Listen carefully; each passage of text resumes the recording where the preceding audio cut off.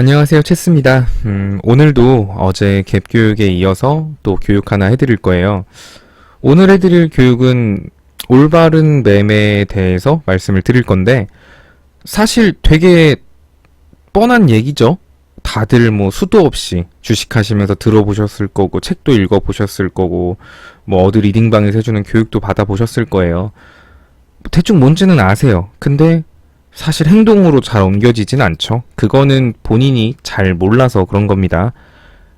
본인이 안다고 생각하는데 행동으로 안 된다는 건 본인이 모르는 거예요. 그거는 명확하게 아셔야 되고, 사실 뭐 비중을 어째라 저째라 이런 원론적인 얘기는 뭐 글로써 해도 되는 거니까 이런 거는 좀 제외하고 좀 뭐 얘기하듯이 뭐 이렇게 한번 말씀을 드리겠습니다. 주식에서 뭐 고점에서 산다 그래서 나쁜 매매고 저점에서 산다 그래서 좋은 매매고 이렇게 정해진 건 없어요. 왜냐면 주식에서는 고점하고 저점이라는 게 없거든요. 시간이 지나고 나야 이때가 고점이었구나 뭐 혹은 저점이었구나 아는 거지. 그러니까 항상 이렇게 차트를 보고 결과론적으로 얘기하면 쉬워요. 막 만약에 센코 분석을 한다고 해보죠. 아, 여러분 센코가 왜 올라가는지 아십니까? 자, 뭐 이때부터 거래량 터진 거 보이시죠? 뭐 이게 세력의 매집의 흔적입니다. 이게 세력의 매집의 흔적이 있었고, 뭐 긴 시간 횡보하다가 뭐 240일선을 돌파하고 안착하는 시점부터 거래량 터지면서 상승 랠리를 이겨갖고 시세를 보여준 거죠. 이게 대표적인 매집주입니다. 진짜 결과를 보고 말을 하는 건 아무나 할 수 있어요. 그런데 우리가 궁금한 건 당장 내일이 어떻게 될지가 궁금한 거지, 이미 올라간 종목이 왜 올라갔는지 궁금할 건 없잖아요. 어차피 말이 좀 세긴 했는데 주식에서 제가 하고 싶은 말은 상대적 고점과 상대적 저점이 있을 뿐 여기가 고점이다, 여기가 저점이다 라고 말을 할 수는 없다는 거죠. 아마 이 정도까지만 왔을 때만 해도 와, 5,000원 대비 13,000원 갔으면 거의 좀 두 배 이상이 오른 거예요. 그럼 이때를 보면 분명 이건 고점이에요.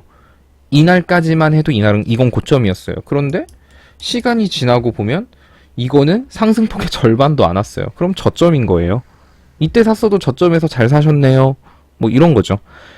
그러니까 주식에서 고점 추격 매수하고 나쁘다, 뭐 저점에서 사는 것만 옳다, 이런 건 없습니다. 두 개 다 장단점은 명확해요. 사실 적점 매수라는 건 눌림목에서 사는 걸 저점 매수라고 보통 표현을 하죠.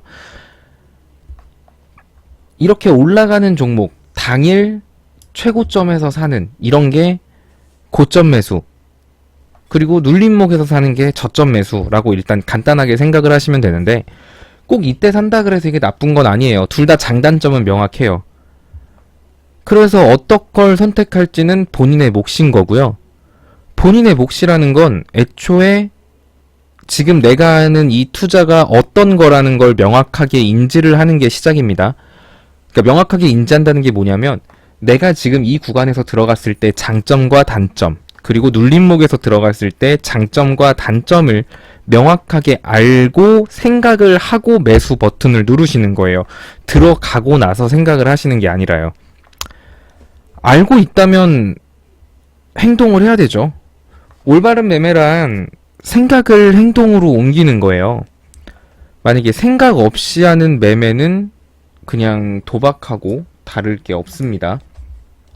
손가락부터 누르고 생각하는 건 도박이라는 거예요. 매수 버튼 누르기 전에 생각하고 누르는 건 괜찮아요. 자, 고점 추격 매수, 즉 추세를 따라간다는 거죠. 우리가 많이 알고 있는 격언, 달리는 말에 올라타라.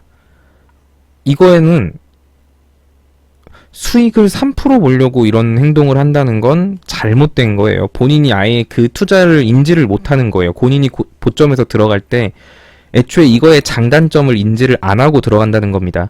뭐 여러 추천을 받아보셨고 어디서도 리딩도 받아보셨고 고점 뭐 이미 급등한 종목 추격 매수 사인도 받아보셨을 거예요. 그런데 그렇게 들어가서 3, 4%의 수익 매도를 하고 나와요. 그럴 거면 왜 그렇게 리스크를 안고 들어가는지 전 모르겠거든요. 고점에서 들어간다는 건 센코 같은 경우는 3일 만에 50%가 빠졌어요. 이만한 리스크를 내가 안고 간다는 거예요. 대신에 먹어도 많이 먹겠다. 그래서 이거 같은 경우는 장점은 단기간에 빠른 수익, 그러니까 빠른 수익이 뭐 2% 3%가 아니라 단기간에 빠른 수익 그리고 큰 수익을 얻을 수 있어요. 대신에 전제 조건이 있죠. 주식에서는 100% 수익이라는 건 장담할 수 없기 때문에 항상 리스크 방지 차원에서 손절가라는 걸 설정을 하는데, 이렇게 고점을 따라잡는 매수 같은 경우는 손절가도 크게 잡으셔야 돼요. 왜냐하면 등락폭이 너무 크기 때문에 얘만 봐도 마이너스 13%까지 갔다가 고가는 14%까지 갔어요. 그러니까 위아래로 변동폭이 거의 상한가 수준이었다는 거예요. 그러니까 이렇게 변동성이 크기 때문에 고점 매수할 때는 손절가를 크게 잡아야 됩니다. 어설프게 뭐 마이너스 2% 3% 하면 그냥 순식간에 떼입니다. 진짜 그렇게 하실 거면 스캘핑형 단타, 빠르게 내가 보고 분봉 보고 사고 팔고 하겠다. 근데 대부분 실시간 대응이 안 되고 스스로 구간을 못 본다는 전제 하에 제가 이렇게 말씀을 드리는 거예요. 자, 두 번째. 지금 첫 번째 말씀드린 게 고점에서, 상대적 고점에서 따라가는 것의 장단점. 빠른 수익, 큰 수익. 이 장점이라면 단점은 반대겠죠. 빠르게 큰 손실을 볼 수 있어요. 그래서 그 리스크를 최대한 줄이는 게 손절가를 잡는 건데, 얘는 손절가를 크게 잡을 수밖에 없어요. 그게 단점 중에 하나예요. 대신에 먹으면 또 크게 먹죠. 두 번째 같은 거, 상대적 저점에서 잡는다. 오늘 제가 수익 매도 사인을 한번 드렸던 세노텍, 이런 거죠. 이럴 때 잡았다면 이거는 상대적 고점에서 매수를 했기 때문에 고점 매수겠지만, 이렇게 쭉 떨어지고 눌림목 구간에서 잡는 건 상대적 저점 매수. 그러니까 저점 매수라고 보면 돼요. 스윙이라고 생각을 하는 거죠. 이런 거는 이미 빠지고 있는 상황에서, 눌림목이라는 건 빠지고 있는 상황이잖아요. 빠지고 있는 상황에서 빠르게 반등이 나올 확률보단 횡보하고 올라갈 확률이 더 높아요. 그래서 애초에 이걸 인지하고 들어가는 거예요. 빠지면 어디까지도 빠질 수 있겠구나. 그러면 나는 이게 여기까지 빠진다고 생각을 하고 이런 식으로 대응을 한 다음에 여기 이탈하면 손절을 해야겠다. 제가 그때 세노텍에서 말씀을 드렸던 게, 제가 사고 싶은 구간은 여기라고 말씀을 드렸어요. 이 파란색 241선 지지선은 있는데 여기서 밀리면 여기서 한 번 더 사고 여기서 한 번 더 사고, 그래서 총 3회를 산다고 했습니다. 제가 말한 지금 이 61선을 종가에 이탈한 적은 단 한 번도 없어요. 이렇게 3번 나눠서 샀으면 평단가는 이 정도 되겠죠. 2250원. 오늘 2425원까지 갔으니까 8% 정도 수익이었을 겁니다. 리딩대로 정확히 따라왔다면요. 그런데 기간은 얼마나 걸렸죠? 거의 2주일 가까이 걸렸어요. 2주일 동안 투자해서 8% 먹고 나온 거예요. 그러니까 장단점이 딱 봐도 명확하죠. 저점 매수는, 즉 스윙 매부 매매 같은 경우는 지지선과 최대한 가까운 종목을 매수하는 게 원칙인 거고요. 이거는 대신에 이렇게 나눠서 샀어요. 그러면 2250원. 2200원 그냥 종가에 이탈하면 자르는 거예요. 손절가가 짧다는 장점이 있죠. 손절을 해도 마이너스 3% 정도 선에서 손절이 끊겨요. 이런 장점이 있는데, 단점으로는 기간을 이만큼 했는데 수익은 이 정도밖에 안 나온다는 게 또 단점이겠죠. 안정적이라는 장점도 있을 거고요. 이처럼 고점 추격 매수의 장점, 단점, 저점 수익 매수의 장점, 단점을 본인이 명확하게 인지를 하고 생각해서 매수 버튼을 누르는 게 올바른 매매라는 거죠.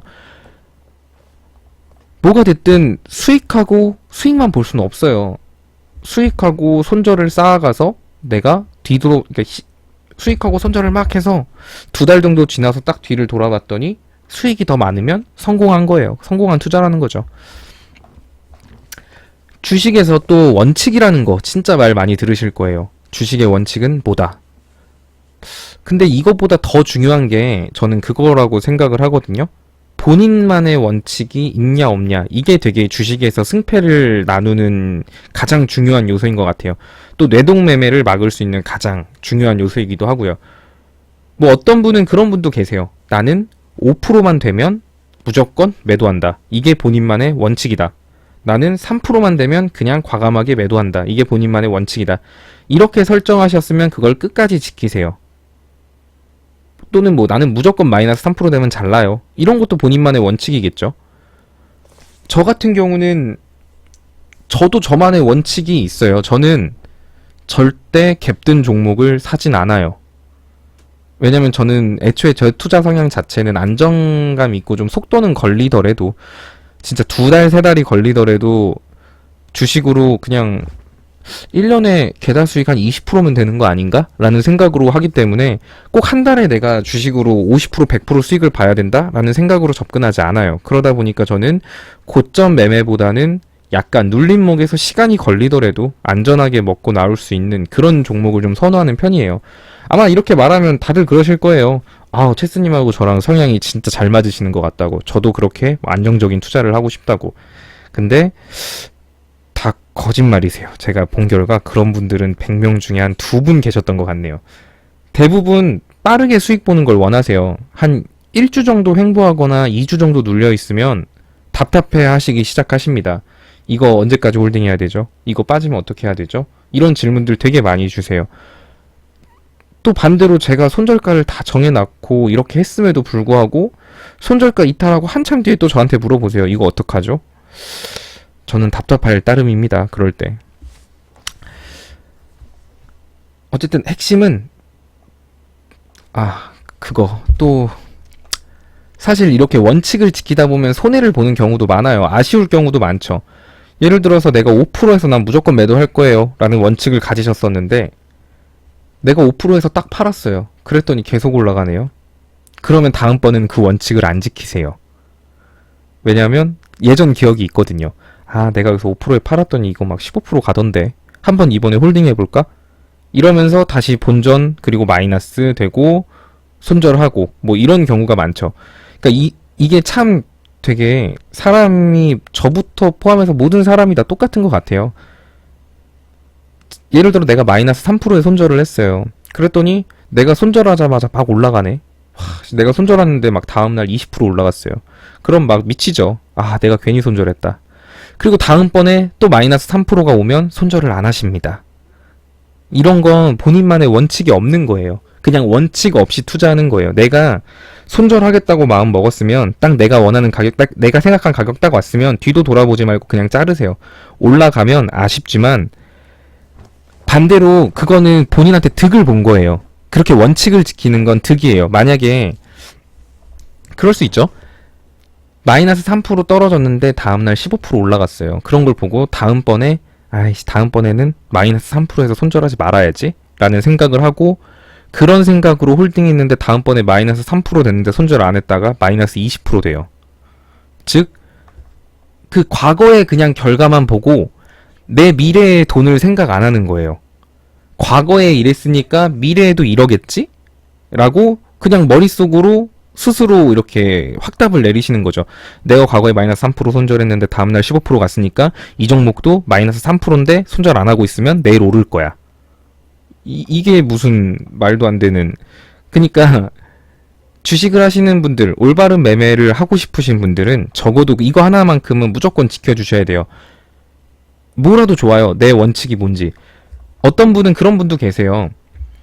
나는 주봉에서 무조건 이 60일선 위로 올라간 것만 사요. 이것도 본인만의 원칙인 거예요. 그런 분들한테는 제가 잘하고 계신다고 말씀을 드려요. 확고하시거든요. 저는 이런 차트는 절대 안 삽니다. 혹은 저는 이런 거는 절대 안 합니다. 이렇게 명확한 원칙을 가지고 계신 분들은 제가 관리를 해드려도 쉬워요. 제가 최대한 그분의 성향에 맞춰드리거나 혹은 그분이 저한테 적극적으로 질문을 해주셨을 때 거기에 대해서 제가 맞춰서 조언을 해드릴 수가 있거든요. 근데 명확한 원칙이 없이 투자하시는 분들은 일단 매수 버튼부터 누르고 생각을 하시는 게 문제죠. 매수부터부터 누르고 하니까 이제 물리면 이제 막 네이버 종목 게시판도 가보고 유튜브에서 그 종목도 검색해보고 그러니까 좋은 말 들리면 이제 그 좋은 것들만 막 머릿속에 기억해서 행복 회로를 막 돌리세요. 이제 이거 뭐 지금 임상실험 이거 하고 있는데 이거 진짜 대박 난다고 하더라. 그러면서 그냥 본인만의 확신을 물렸으니까 스스로 위로를 삼기 위해서 확신을 심어요. 이렇고 매매를 하면 주식을 매매할 때마다 스트레스예요. 살 때마다 불안해요. 살 때마다 이게 올라도 불안하고요. 올라도 지금 팔까? 지금 팔아야 돼요? 말아야 돼요? 조금 떨어지면 아 이거 어떻게 해야 되죠? 이렇게 된다고요. 근데 애초에 주식을 매수할 때는 확신을 가지고 매수를 하면 스트레스를 받을 수가 없어요. 내가 이걸 올라갈 거라고 확신을 했고 이 구간에 오면 이렇게 대응할 거라고 생각을 했고 그리고 그 구간에 오면 그렇게 대응을 할 거고 그러면은 내가 단기 등락폭에 일일비도 안 하게 됩니다. 그리고 내가 정해놓은 목표가 오면 과감하게 팔고 사실 되게 단순한 건데 어려운 부분이긴 하죠. 근데 역시 제가 생각하는 올바른 매매라는 건 그런 것 같아요. 고점에서 산다고 저점에서 산다고 좋고 나쁘다는 없어요. 근데 그거 하나 나만의 원칙이 있는가? 그냥 남들이 말하는 뭐 비중 10% 들어간다. 비중 20% 들어간다. 이런 원론적인 원칙 말고 만약에 자기만의 원칙이 나는 비중 100% 몰빵한다. 이게 내 원칙입니다. 그럼 그것도 괜찮아요. 대신에 그것만 있으면 안 되겠죠. 대신 내가 비중 100%를 몰빵하는 대신에 내 투자금 전체가 들어가기 때문에 나는 마이너스 3%만 되면 무조건 자릅니다. 뭐 이런 식으로 구체적인 본인만의 뭔가가 있어야 된다는 거예요. 영상이 또 잔소리랑 섞이다 보니까 또 길어졌네요. 어쨌든 한번 생각해 보세요. 본인만의 원칙이 뭔지, 나는 어떤 투자 성향인지, 그런 거 생각하시고 투자를 하시면 주식이 오늘처럼 이렇게 시장이 많이 빠지고 오늘만 빠진 게 아니죠. 어제 오늘 굉장히 낙폭이 커서 스트레스를 받을 수밖에 없어요. 그런데 내가 확신을 가지고 들어간 종목이 있고 내가 다음번에 어떻게 대응을 해야겠다고 생각을 하고 종목을 들어갔다면 종목이 빠져도 그렇게 크게 스트레스 받지 않아요. 왜냐면 나는 앞으로 어떻게 할지 다 계획을 해놨으니까요. 그래. 나는 여기까지 빠질 것도 다 준비해놨어. 뭐 이런 게 올바른 매매인 것 같습니다. 그러니까 매수 버튼부터 누르고 생각하지 마시고요. 매수 버튼 누르기 전에 충분히 생각하고 매수 버튼을 누르는 거, 그리고 본인만의 원칙을 가지는 거, 이게 올바른 매매인 게 아닌가 싶네요. 영상 17분 많이 기네요. 제가 말하다 보면 이렇게 말이 많아집니다. 일단은 오늘 간단 교육은 아니지만 그건 여기까지 하겠습니다.